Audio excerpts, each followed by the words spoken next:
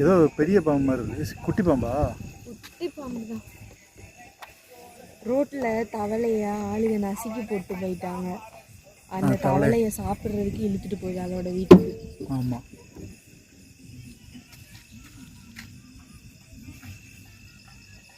கட்டு வெறியன் மாதிரி இருக்கலாம். கட்டு வெறியன் தான். 7 அடிக்கு இருக்கும் போகுது.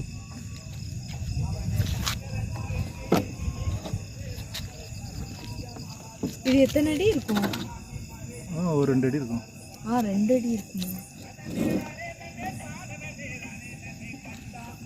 இந்த பாம்புல படம் எடுக்குமா?